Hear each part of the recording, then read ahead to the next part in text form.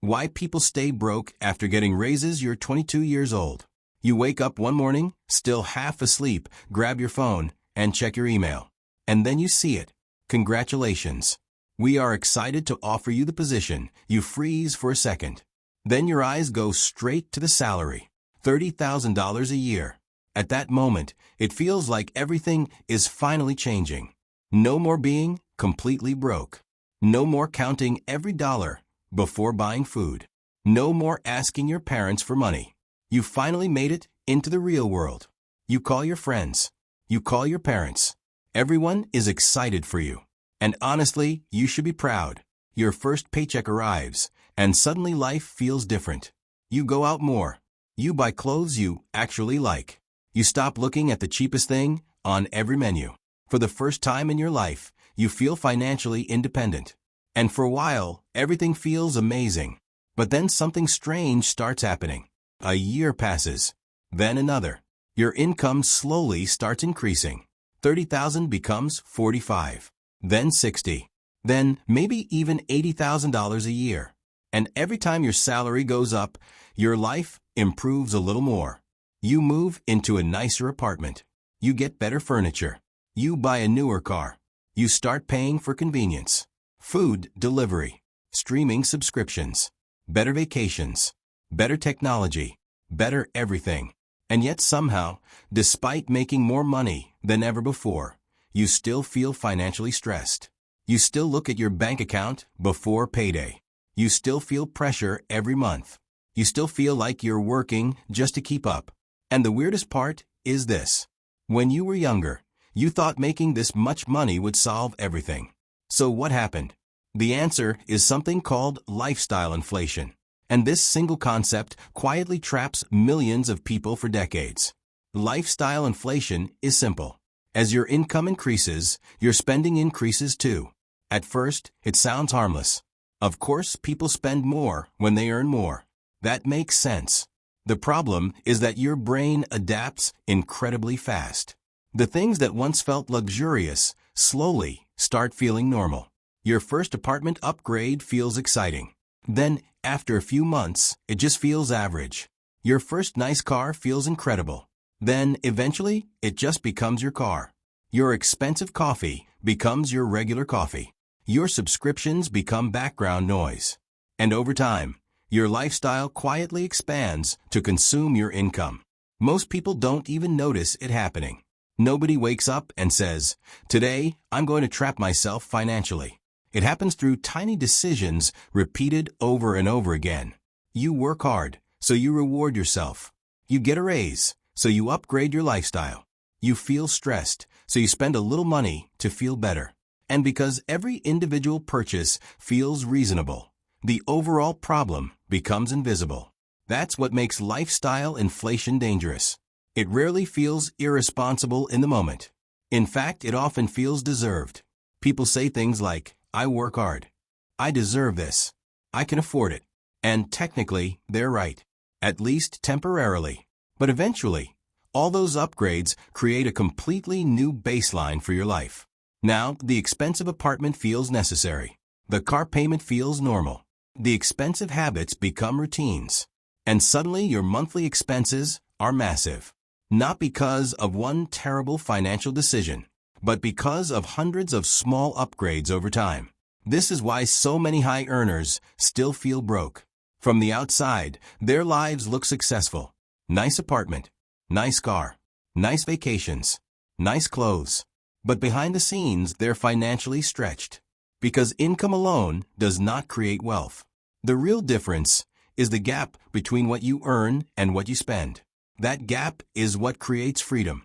You can make $150,000 a year and still live paycheck to paycheck.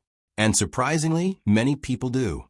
Because once your expenses rise high enough, your lifestyle starts depending entirely on your paycheck. Miss one paycheck? Panic. Lose your job? Stress. Unexpected expense? Credit card debt. The paycheck gets bigger, but freedom never arrives. And social media makes this problem even worse. Every single day, people scroll through images of luxury lifestyles, fancy vacations, designer clothes, expensive watches, beautiful apartments. And slowly, people begin comparing their lives to everyone else. Spending becomes emotional. People stop buying things simply because they need them. They start buying things to feel successful, to feel respected, to feel like they're progressing in life. And companies understand this perfectly. That's why modern advertising rarely focuses on the actual product. It focuses on identity. It sells confidence, status, attractiveness, success. The message is always the same. Buy this product, and you become a better version of yourself. And honestly, it works. Because human beings naturally compare themselves to others, especially when they feel insecure. That's why lifestyle inflation is not just a financial problem. It's also psychological. People often spend money trying to fix emotional discomfort, stress, boredom, loneliness, insecurity. Shopping temporarily creates excitement. It creates stimulation. It creates the feeling of progress. But the feeling fades quickly, and eventually another purchase replaces the previous one. This cycle can continue for years. And during that time, many people never realize how much financial pressure they're creating for themselves. The most dangerous expenses are usually not the small daily purchases everyone talks about online. It's not the occasional coffee. It's the large recurring expenses, the monthly payments.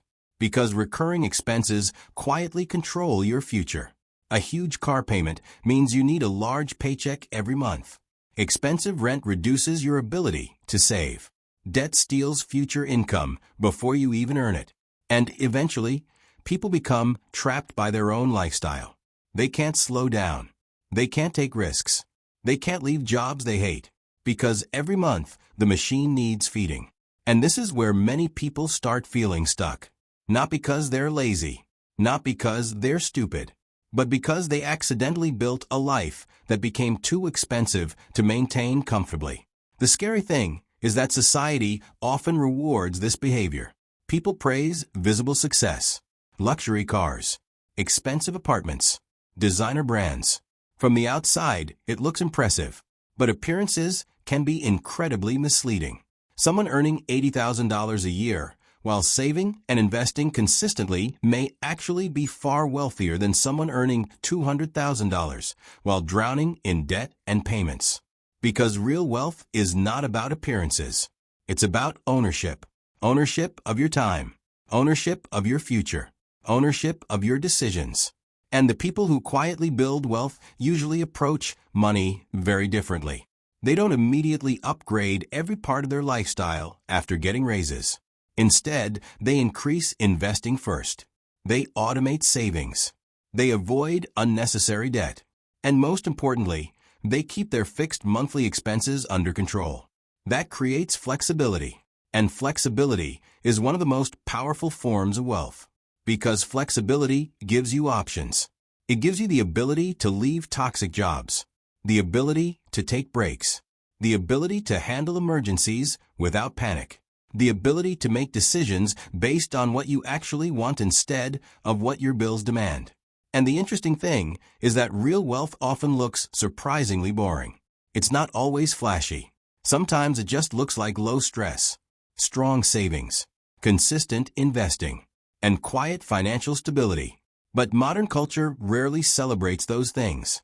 Social media rewards visibility. It rewards luxury. It rewards appearances.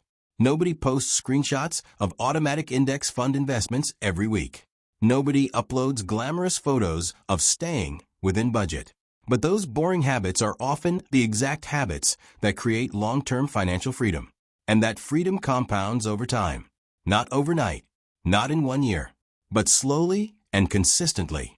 That's another thing people misunderstand about money. Most financial success is not built through dramatic moments. It's usually built through repeated small decisions.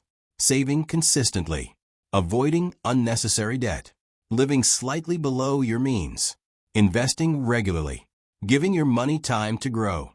The problem is that these behaviors feel boring in the short term.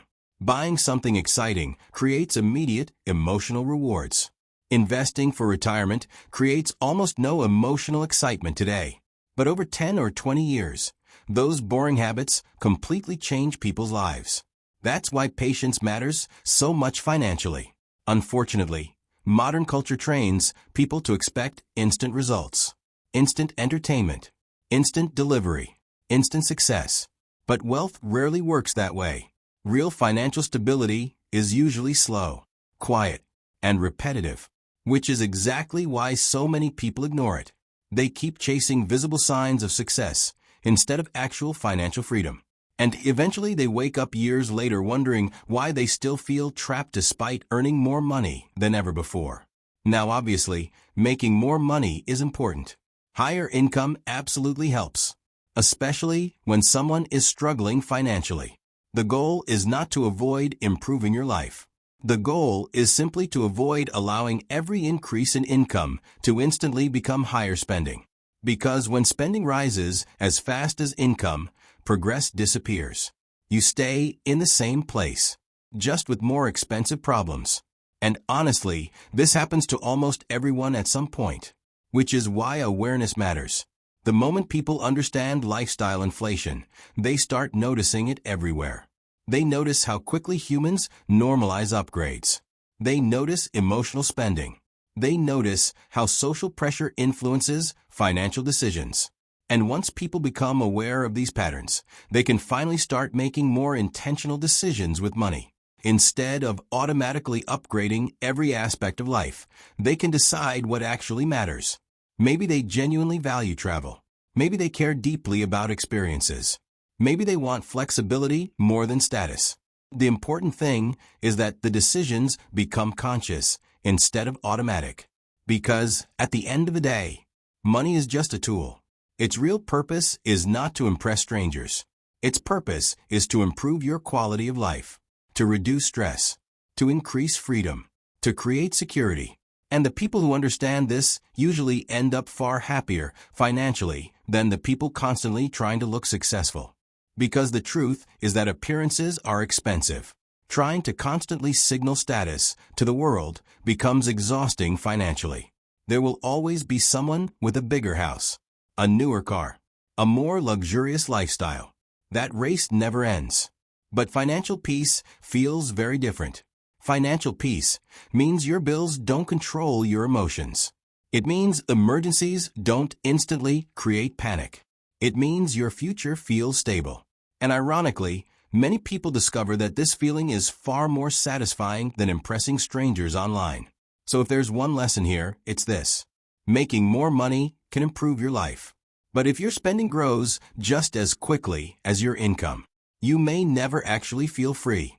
The goal is not just higher income. The goal is ownership. Ownership of your time. Ownership of your decisions. Ownership of your future. And that usually comes from small, boring, consistent financial habits repeated over many years. Because, in the end, wealth is not really about how much money you make. It's about how much control money gives you over your life. Before you click off this video, take a second and think about your own life right now. Think about how many things you spend money on automatically. Subscriptions you barely use. Things you bought just to feel better for a few minutes. Upgrades that felt exciting at first, but now just feel normal. That's how lifestyle inflation works. Not through one massive decision, but through small habits repeated over time. And honestly, almost everyone falls into this trap at some point. The difference is that some people eventually become aware of it and start making intentional decisions instead of emotional ones. Because freedom is expensive at first. It requires patience, discipline, and sometimes saying no to things other people say yes to. But over time, those small decisions compound into something powerful. Less stress, more flexibility, more control over your own life. And that's the real goal. Not impressing strangers online. Not pretending to be rich. Not buying things just to keep up with people you don't even know. Real success is waking up without constant financial pressure. Real success is having options. Real success is owning your time. So if you're still watching this video, you're already thinking differently than most people. And that mindset alone can completely change your future over the next few years. Start small. Track your spending. Question your habits. Increase your income. But don't let your lifestyle consume every raise you get. Because the earlier you understand this, the easier life becomes later. And trust me, future you will thank you for it. If you enjoyed this video, make sure to like, comment, and subscribe for more animated videos about money, psychology, habits, and financial freedom. And if this video made you think differently, share it with someone who needs to hear it. Subscribe to Sketchy Minds.